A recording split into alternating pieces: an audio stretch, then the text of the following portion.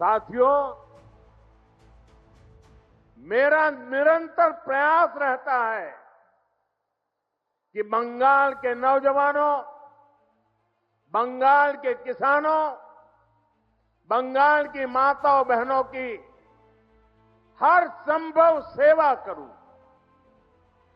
लेकिन यहां की टीएमसी सरकार केंद्र सरकार की योजनाओं को आप तक ठीक से पहुंचने ही नहीं देती। अरे भाई, अगर इनको मोदी से परेशानी है, ये तो मैं समझ सकता हूं। इनको बीजेपी से दुश्मनी है, ये भी समझ में आता है। लेकिन टीएमसी तो बंगाल के लोगों से अपनी दुश्मनी निकाल रही है। टीएमसी यहां के नौजवानों, यहां की माताओं बहनों, यहां के किसानों से दुश्मनी ठाने हुए हैं। साथियों, बंगाल के मछुआरों से टीएमसी कैसे अपनी दुश्मनी निकाल रही है, इसका मैं आपको एक उदाहरण देता हूं। बंगाल में लाखों परिवार मछली के काम से जुड़े हुए हैं। यहां से अभी जितनी मछली एक्सपोर्ट होती है, उससे कहीं अधिक संभावनाएं बंगाल में है। बंगाल के फिशरमैन में वो ताकत है। इसके लिए जरूरी है कि मेरे मछुआरे भाई बहनों को मदद मिले, मेरे मछुआरे भाई बहनों को बेहतर टेक्नोलॉजी मिले। इसी सोच के साथ देश भर के मछुआरों की मदद के लिए केंद्र सरकार ने एक डिजिटल प्लेटफॉर्म बनाया। इस डिजिटल प्लेटफॉर्म पर देश भर की राज्य सरकारें अपने यहां के मछुआरों के नाम रजिस्टर करवा रही है। लेकिन बंगाल में इस काम पर ब्रेक लगा हुआ है। हम बंगाल की टीएमसी सरकार को बार बार चिट्ठी लिखते हैं। मुख्यमंत्री जी चिट्ठी नहीं पढ़ती है, लेकिन अफसरों को तो पढ़ने दो। लेकिन टीएमसी सरकार यहां के मछुआरों के रजिस्ट्रेशन में बिल्कुल सहयोग नहीं कर रही है। इससे बंगाल के मछुआरों को पीएम मत्स्य संपदा योजना जैसी केंद्र की स्कीम का फायदा नहीं मिल पा रहा है। साथियों, टीएमसी बंगाल के नौजवानों के भविष्य भी के साथ भी खेल खेल रही है। पूरे देश में हजारों आधुनिक पीएम श्री स्कूल खोले जा रहे हैं।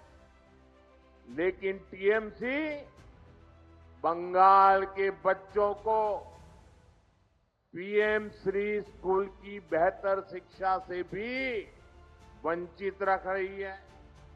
आप मुझे बताइए, बंगाल के बच्चों का भविष्य तबाह कर रही टीएमसी सरकार को जाना चाहिए कि नहीं जाना चाहिए? जाना चाहिए कि नहीं जाना चाहिए? ये टीएमसी को भगाना चाहिए कि नहीं भगाना चाहिए? ये टीएमसी को हटाना चाहिए कि नहीं हटाना चाहिए?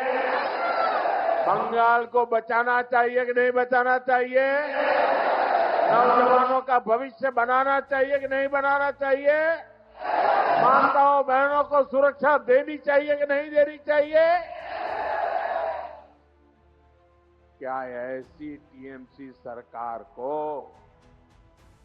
बंगाल को सजा देनी चाहिए कि नहीं देनी चाहिए? ये टीएमसी को सजा मिलनी चाहिए कि नहीं मिलनी चाहिए? साथियों, देश में जो भी सरकारें विकास को रोकती हैं, गरीब कल्याण के काम में रुकावट डालती है, देश का मतदाता अब जान चुका है, देश का मतदाता जाग चुका है। ये रुकावट डालने वाले हर किसी को लगातार सजा मिलती रही है। दिल्ली में भी, दिल्ली प्रदेश में एक ऐसी ही सरकार थी जो केंद्र की योजनाओं को लागू नहीं होने देती थी। हम उनको कहते रहे कि दिल्ली के गरीब परिवारों को मुफ्त इलाज देने वाली आयुष्मान स्कीम लागू करो, लेकिन वो सुनते ही नहीं थे। वो राजनीतिक हिसाब किताब में ही लगे रहते थे। इसलिए दिल्ली की जनता ने उनको सत्ता से बाहर का रास्ता दिखा दिया, मुख्यमंत्री को भी घर भेज दिया। और अब दिल्ली में आयुष्मान योजना से गरीबों को मुफ्त इलाज हो रहा है। साथियों, बंगाल की जनता ठान चुकी है, यहां के लोग टीएमसी की निर्मम सरकार को सबक सिखाने वाले हैं, ताकि यहां भी बीजेपी सरकार बने और आयुष्मान भारत योजना बंगाल में भी लागू हो, गरीबों को मुफ्त इलाज मिले। साथियों, बंगाल में भाजपा की डबल इंजन सरकार बननी बहुत जरूरी है। जहां भी भाजपा की डबल इंजन सरकार है, वहां केंद्र सरकार की योजनाओं के तहत बहुत शानदार काम हो रहा है। मैं आपको हर घर नल से जल की बात बताता हूं। देश के गांव-गांव में हर घर तक पाइप से जल पहुंचे, इसके लिए केंद्र की बीजेपी सरकार ये अभियान चला रही है।